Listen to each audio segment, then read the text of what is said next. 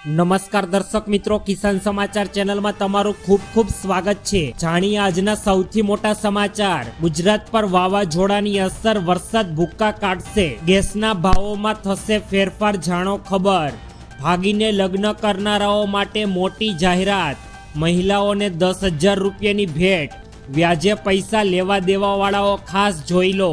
નવો નિયમ, લાયસન્સ, આધાર કાર્ડ ને આરસી બુકને લઈને ઘરઘંટી ખરીદવા પર 20,000 રૂપિયાની ભેટ। ખરાબ રસ્તા મામલે લોકોનો વિરોધ, આજે મોદીનો વિશ્વને મોટો આદેશ તથા ખેડૂતો પાસેથી ટેકાના ભાવે ખરીદી શરૂ થશે।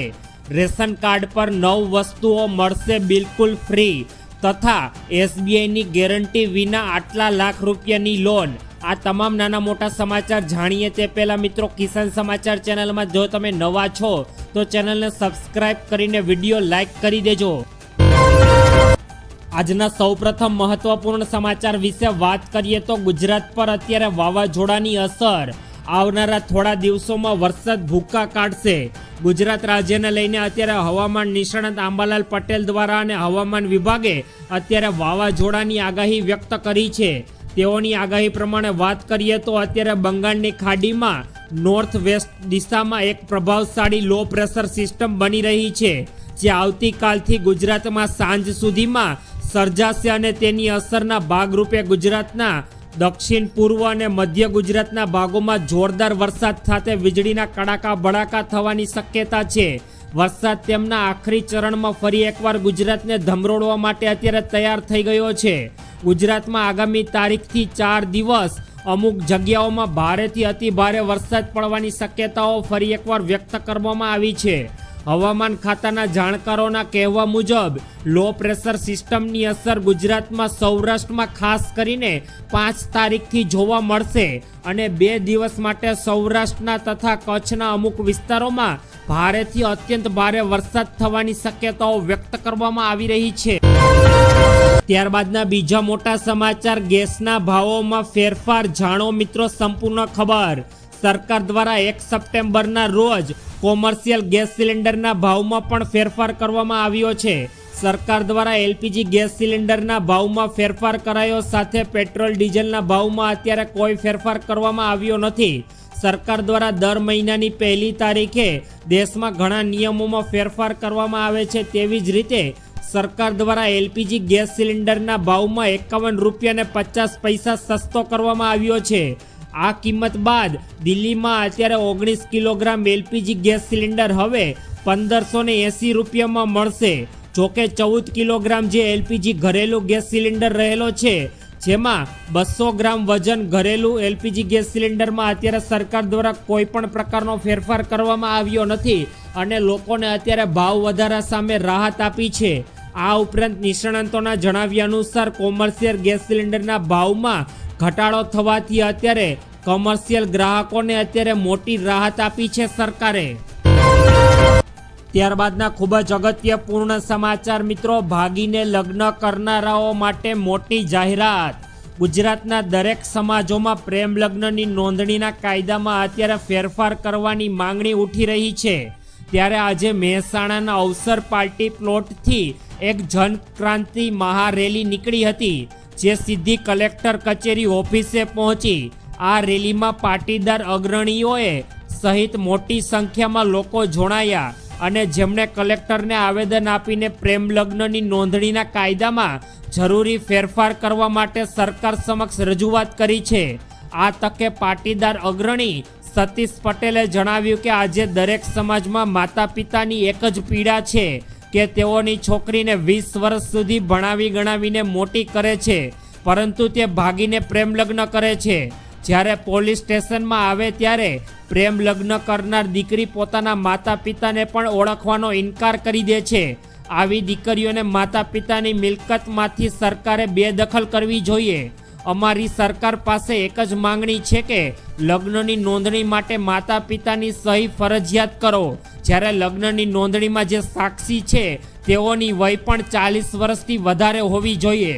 આટલું જ નહીં, છોકરી જે વિસ્તારની છે ત્યાંની કોર્ટમાં જ તેના લગ્ન રજીસ્ટર થવા જોઈએ। આવી માંગણી અત્યારે કરવામાં આવી રહી છે। ત્યારબાદના ખૂબ જ અગત્યપૂર્ણ સમાચાર, મહિલાઓને 10,000 રૂપિયાની મોટી ભેટ. દેશમાં મહિલાઓને આર્થિક રીતે સશક્ત બનાવવા માટે કેન્દ્ર સરકાર સમયાંતરે ઘણી બધી યોજનાઓ મહિલા માટે ચલાવે છે. આમાં નાણાકીય સહાય, રોજગાર અને સુરક્ષા સંબંધિત સુવિધાઓનો પણ સરકાર દ્વારા સમાવેશ થાય છે. આ ઉપરાંત વિવિધ રાજ્ય સરકારો પણ પોતાની યોજનાઓને અમલમાં મૂકે છે, જેથી મહિલાઓને તેનો સીધો લાભ લઈ શકે. તાજેતરમાં જ રાજ્ય સરકારે એક નવી યોજના શરૂ કરી છે. આ યોજના હેઠળ લાયક મહિલાઓના બેંક ખાતામાં 10,000 રૂપિયાની રકમ સીધી મોકલવામાં આવશે, જેથી તે મહિલા પોતાનો નાનો મોટો ધંધો અથવા વ્યવસાય શરૂ કરી શકે. સરકાર દ્વારા મહિલાઓને સ્વાવલંબન બનાવવા માટે સરકારે અત્યારે મહિલાઓને ખાતામાં 10,000 રૂપિયાની સહાયની ચૂકવણી કરે છે, જેથી મહિલાઓ પોતાના પગ પર ઊભી થઈને પોતાનો ઘર અને દેશનો વિકાસ કરી શકે. ત્યારબાદના ખૂબ જ ઉપયોગી પૂર્ણ સમાચાર, વ્યાજે પૈસા લેવા દેવાવાળાઓ મિત્રો ખાસ જોઈ લેજો આ સમાચાર. ગુજરાતમાં વ્યાજખોરી વિરુદ્ધ કરવામાં આવેલી કાનૂની કાર્યવાહીના સંદર્ભે વિધાનસભા ગૃહમાં પૂછાયેલા ટૂંકી મુદતના પ્રશ્નનો જવાબ આપતા ગૃહ રાજ્યમંત્રી હર્ષ સંઘવીએ જણાવી દીધું છે કે રાજ્યમાં અનેક સામાન્ય, મધ્યમ વર્ગ તથા ગરીબ પરિવારના ઘરોમાં પ્રસંગ સાચવવા, બાળકોના ભાવિને સુરક્ષિત કરવા અને ઉચ્ચ શિક્ષણો માટે કે સંતાનોને વિદેશમાં મોકલવા સહિતના ઘણા બધા કારણોસર ક્યારેક ઊંચા ધિરાણે વ્યાજખોરીના ચક્રવ્યૂહમાં ફસાઈ જતા હોય છે. વ્યાજખોરોના ચંગલોમાંથી આવા પરિવારોને મુક્ત કરવા મુખ્યમંત્રી શ્રી ભૂપેન્દ્ર પટેલના માર્ગદર્શન હેઠળ ગૃહ વિભાગની સૂચનાઓ મુજબ ગુજરાત પોલીસે અત્યારે વિશેષ ડ્રાઈવનું આયોજન કર્યું છે.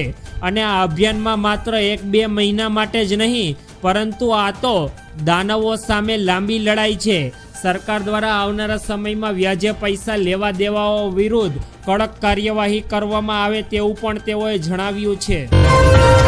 ત્યારબાદના ખૂબ જ અગત્યપૂર્ણ સમાચાર, નવો નિયમ લાગુ, લાયસન્સ, આધારને આરસી બુકને લઈને union road transport secretary Umashankar એ જાહેરાત કરી છે કે ડ્રાઇવિંગ લાયસન્સ અને આરસી બુકમાં એડ્રેસ, નામ આધાર કાર્ડ મુજબ જ હોવું જોઈએ. ડ્રાઇવિંગ લાયસન્સ ધારકોએ પોતાનું નામ, સરનામું તથા મોબાઈલ નંબરને અન્ય વિગતો આધાર કાર્ડ મુજબ કરાવવાની રહેશે. એવો નિયમ સરકાર અત્યારે લાવવા માટે વિચાર કરી રહી છે. મિત્રો, સરકારનું એવું માનવું છે કે હાલ સરકાર પાસે 12,000 કરોડ રૂપિયાના ઈ ચલણ એવા પડ્યા છે કે જેઓના અત્યારે નામ, સરનામાના ઠેકાણા નથી, જેના વાહન ધારકોએ નાણાં પણ ભર્યા નથી. આથી ગુનેગારોને કાબૂમાં રાખવા માટે અને જે કસૂરવાર વાહન ચાલકો છે તે નિર્ભયતાથી ફરે છે અને સરકાર દ્વારા તેવા વાહન ચાલકોને પકડવા માટે અત્યારે તેઓના લાયસન્સ, આરસી બુકના તમામ ડોક્યુમેન્ટ આધાર કાર્ડ મુજબ કરાવવાના રહેશે. આથી સરકાર દ્વારા તે વ્યક્તિનું ઈ ચલણ હવે તેઓના ઘર સુધી તેઓને પહોંચાડી શકાય. ત્યારબાદના અગત્યપૂર્ણ સમાચાર, ઘરઘંટી ખરીદવા હવે 20,000 રૂપિયાની ભેટ. ગુજરાત સરકાર દ્વારા અત્યારે ગરીબ વર્ગના લોકોને ઘરઘંટી ખરીદવા પર 20,000 રૂપિયા સુધીની ભેટ આપવામાં આવે છે. ગુજરાત રાજ્ય સરકાર દ્વારા માનવ કલ્યાણ યોજના અંતર્ગત વિવિધ સ્વરોજગાર લક્ષી યોજનાઓ અમલમાં મૂકવામાં આવી છે, જે અંતર્ગત આ યોજનાનો પણ સમાવેશ થાય છે. મિત્રો, આ યોજનાનો મુખ્ય ઉદ્દેશ્ય રાજ્યના નાગરિકોને, ખાસ કરીને કે જેઓ આર્થિક રીતે પછાત છે અથવા નબળા વર્ગોને સ્વરોજગારીની તકો પૂરી પાડી તેમના જીવન ધોરણમાં સુધારો લાવવા માટે સરકાર દ્વારા આ યોજનાને અમલમાં મૂકવામાં આવી છે. આ યોજનાની એક મહત્વપૂર્ણ યોજના કે જેઓને ઘરઘંટી સહાય યોજના કહેવામાં આવે છે. સરકાર દ્વારા આ યોજના અંતર્ગત ઘરઘંટી ખરીદવા અને તેઓને વ્યવસાય શરૂ કરવા માટે 20,000 રૂપિયાની ભેટ લાભાર્થીના બેંક એકાઉન્ટમાં આપવામાં આવે છે. ત્યારબાદના ખૂબ જ અગત્યપૂર્ણ સમાચાર, ખરાબ રસ્તા મામલે લોકોનો વિરોધ. અત્યારે મિત્રો, ગુજરાતભરમાં ભારે વરસાદને કારણે અત્યારે રોડ રસ્તાની સ્થિતિ પણ કથળી ઉઠી છે. જ્યારે રાજકોટ ભાવનગર નેશનલ હાઈવે પરના બિસ્માર રસ્તાને કારણે આજે સરદાર ગામે તાલુકા કોંગ્રેસ પ્રમુખની આગેવાનીમાં રસ્તા રોકો આંદોલન શરૂ કરવામાં આવ્યું હતું. 27 કરોડ રૂપિયાના ખર્ચે બનાવવામાં આવેલ 4 મહિના પહેલા ખાતમુહૂર્ત કરવામાં આવ્યું હોવા છતાં કામ શરૂ ન થતાં સ્થાનિકો અને વાહન ચાલકોમાં ભારે રોષ જોવા મળી રહ્યો છે. મિત્રો, થોડા સમય પહેલા 27 કરોડ રૂપિયાના ખર્ચે સરદાર નેશનલ હાઈવે પર અત્યારે સડક મંજૂરી કરવામાં આવી હતી, પરંતુ હજુ સુધી પણ તેઓનું કાર્ય કોઈ પણ પ્રકારનું રસ્તો બનાવવા માટેનું શરૂ કરવામાં આવ્યું નથી, જેનો અત્યારે લોકો દ્વારા ભારે ઉગ્ર વિરોધ કરવામાં આવી રહ્યો છે. આ વિરોધ કરીને અત્યારે લોકોએ રસ્તાઓ બ્લોક કરીને સરકાર સમક્ષ ધ્યાન ખેંચવા માટેની પ્રયત્ન કર્યો છે. ત્યારબાદના ખૂબ જ મોટા સમાચાર. આજે મોદીજીનો વિશ્વને મોટો સંદેશ. વડાપ્રધાને પાકિસ્તાનનું નામ લીધા વિના કહ્યું કે આતંકવાદ, અલગાવવાદ અને ઉગ્રવાદનો અત્યારે સમગ્ર વિશ્વમાં મોટો પડકાર છે. આતંકવાદ સમગ્ર માનવતા માટે એક સામાન્ય પડકાર છે. કોઈ પણ દેશ, કોઈ પણ સમાજ તેનાથી પોતાને સુરક્ષિત માની શકતો નથી. તેથી ભારતને આતંકવાદ સામેની લડાઈમાં એકતા પર ભાર મૂક્યો. એસસીઓએ પણ આમાં અત્યારે એક મોટી ભૂમિકા ભજવી છે. આ વર્ષે ભારતે સંયુક્ત માહિતીનું કામગીરીનું નેતૃત્વ કરી આતંકવાદી સંગઠનો સામે લડવાની પહેલ કરી છે. તેણે આતંકવાદી ભંડોળો સામે અવાજ ઉઠાવ્યો. આ અંગે તમારા સમર્થન બદલ હું તમારો આભાર વ્યક્ત પણ કરું છું. તેમણે કહ્યું કે ભારત છેલ્લા 4 દાયકાથી આતંકવાદથી પીડાઈ રહ્યું છે. ઘણા બાળકો ગુમ થયા, ઘણા બાળકો અનાથ બન્યા. તાજેતરમાં આપણે પહેલગામમાં આતંકવાદીઓનું ખૂબ જ ઘૃણાસ્પદ સ્વરૂપ જોયું. હું તે મિત્રોને દેશથી આભાર વ્યક્ત કરું છું.